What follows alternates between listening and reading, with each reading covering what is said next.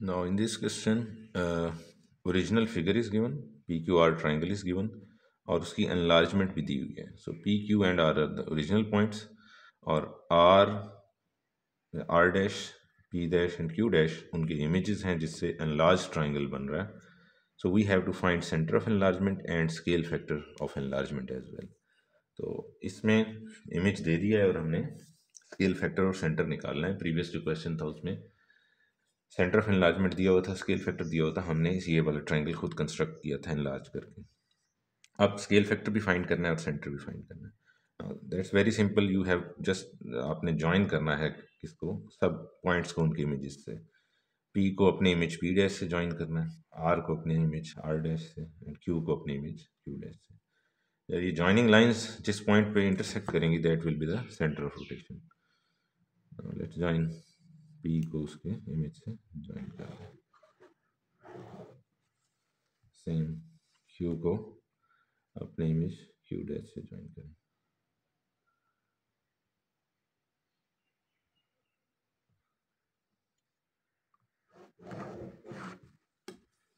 और आर को आर की इमेज से, हर पॉइंट को उसके इमेज से ज्वाइन करेंगे. These lines will intersect at the centre of rotation. जहाँ ये लाइनें मिलेंगी तो this will be our centre. तो जिस पॉइंट पे मिल रही हैं that is centre of rotation. Centre of rotation के coordinates we can finally have, and this is 1 2. so we have center of rotation.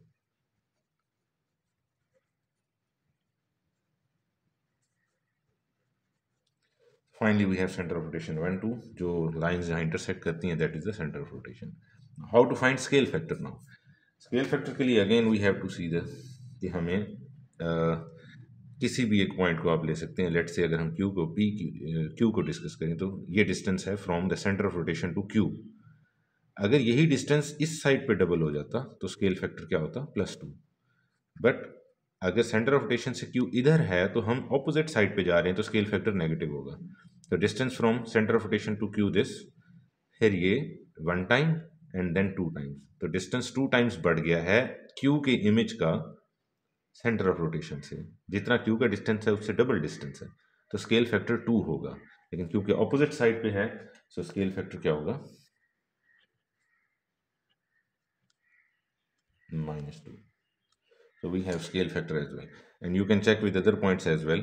जितना आप P का डिस्टेंस है सेंटर ऑफ रोटेशन से, यू कैन सी P का जितना distance है, अगर ये इसी डायरेक्शन में डबल हो जाता तो +2 होता. बट ऑपोजिट साइड पे जा रहे हैं तो नेगेटिव होगा 1 2. सो 2 टाइम्स हो गया डिस्टेंस फ्रॉम जो सेंटर ऑफ रोटेशन का जो डिस्टेंस P से था. सो डबल हो गया तो again -2 and all opposite side. Same with R as well. R का डिस्टेंस सेंटर ऑफ रोटेशन से यू कैन क्लियरली सी इतना है और ऑपोजिट साइड पे ये डिस्टेंस भी 2 टाइम्स हो गया 1 2. So scale factor is -2. Scale factor +2 कब होता, अगर आपकी जो इमेजेस हैं वो यहाँ पे होते. लेट्स से ये आर का इमेज आपको गिवन होता. दिस इज आर, इसे डबल डैश कर देते हैं. दिस इज लेट्स से ये है इमेज क्यू का, सो क्यू डबल डैश. और ये लेट्स से इमेज है पी का, सो पी डबल डैश. तो अगर आपको ट्राइंगल ये गिवन होता तो सेंटर ऑफ रोटेशन तो यू कैन सी कि वो सेम ही रहता, क्योंकि जो लाइंस जो ज्वाइन करेंगी, चेंज द कलर. अगर लेट से आपका ट्राइंगल ये गिवन होता आपको इमेज, एनलार्जमेंट अगर इसी साइड पे होती तो फिर स्केल फैक्टर हमें +2 कहना पड़ता, बिकॉज सेंटर ऑफ रोटेशन से जिस साइड पे ओरिजिनल पॉइंट्स हैं उसी साइड पे ही आपके पास इमेज आ जाएगी. इन दिस केस अगर तो इमेज आपका ये होता P double dash Q double dash and R double dash, then centre of rotation तो सेम रहता, बिकॉज यू कैन सी ये जो लाइन है R और R डैश को जो लाइन ज्वाइन कर रही है वो एग्जैक्टली यही है, और सेम लाइन जो हैं वो हमें इंटरसेक्शन तो सेम जगह पे मिलेगा. बट इन दिस केस जो आपका स्केल फैक्टर हो जाएगा that will be +2, because the distance from centre of rotation to Q इतना है और ये डिस्टेंस डबल हो गया है, but on the same side double हो गया. तो इन दैट केस +2 होगा स्केल फैक्टर. बट इस फिगर में क्योंकि ऑपोजिट साइड तो वी हैव -2.